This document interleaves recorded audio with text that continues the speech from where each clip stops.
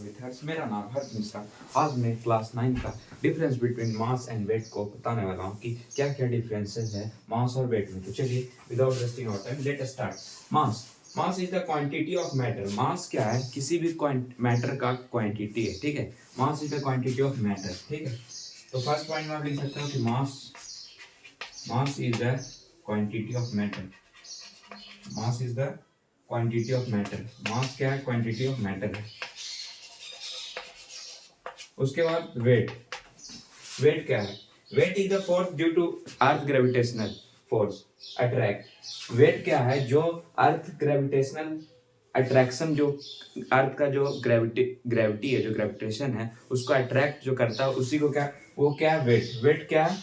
Weight of the force. किसी भी object का जो वेट है वो किसके चलते लगता है? वेट तो फोर्स ऑफ ग्रेविटेशन के कारण लगता है। किसके कारण लगता है? तो आप सेकेंड इसमें डिफरेंसेस देख सकते हो। Weight of weight of weight of weight is the force due to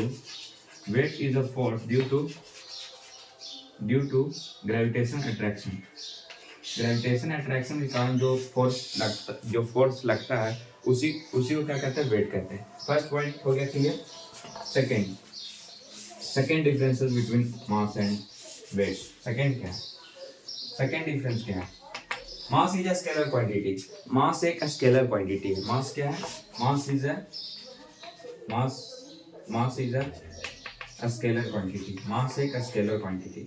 मास क्या है? एक स्केलर क्वांटिटी, ठीक है, क्वांटिटी है। और वेट क्या है? Weight is a vector quantity. Weight is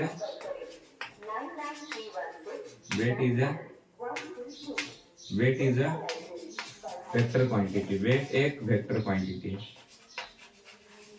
आप इस लेसन में फिजिक्स के फर्स्ट लेसन में पढ़े होंगे कि स्केलर क्वांटिटी किसे कहते हैं। आपके मन में एक सवाल आ रहा होगा कि स्केलर क्वांटिटी किसे कहते हैं भैया, और वेक्टर क्वांटिटी किसे कहते हैं। स्केलर क्वांटिटी का डिफिनेशन है जिसमें मैग्नीट्यूड हो और डायरेक्शन ना हो, और जिसमें मैग्नीट्यूड और डायरेक्शन दोनों हो उसे क्या कह देंगे? उसे कह देंगे वेक्टर क्वांटिटी, ठीक है। Second point clear. Third point difference between मास और ऐसा यूनिट ऑफ मास। ऐसा यूनिट मास का क्या है? किलोग्राम है। क्या है? किलोग्राम है। किलोग्राम है, ठीक है, जिसे केजी बोलते हैं लोग। जिसे क्या बोलते हैं? केजी भी बोलते हैं।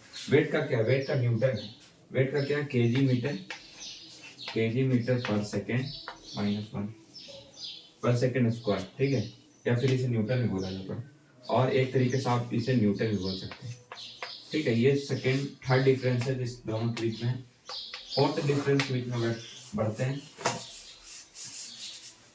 फोर्थ डिफरेंस क्या? Mass of the body remain constant at all place. Mass किसी भी ऑब्जेक्ट का हर जगह कांस्टेंट रहेगा, मतलब इक्वल रहेगा, ना कि वो बढ़ेगा ना कि घटेगा।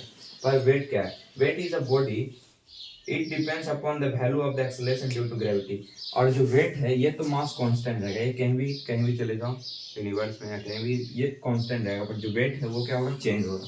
किसके चलते चेंज होगा? ये depend upon value of acceleration due to जो ग्रेविटी लग रहा है उसके चलते ये क्या होगा? ये चेंज हो सकता है। इसका वैल्यू जो है, ग्रेविटी जो है वो चेंज हो सकता है। And at any place, her place पे क्या हो सकता है? वो चेंज हो सकता है। फिफ्थ ये दोनों के बीच में डिफरेंसेस क्या है? फिफ्थ डिफरेंसेस है कि mass is measure using a balance. Mass को हम बैलेंस मेजर कर सकते हैं, ठीक है, बट की वेट को नहीं कर सकते, ठीक है। तो ये 5 पॉइंट्स थे जो ये दोनों के बीच में डिफरेंसेस थे। आई होप आपको ये चीज समझ आएगा। Thank you for watching. Subscribe and like for more.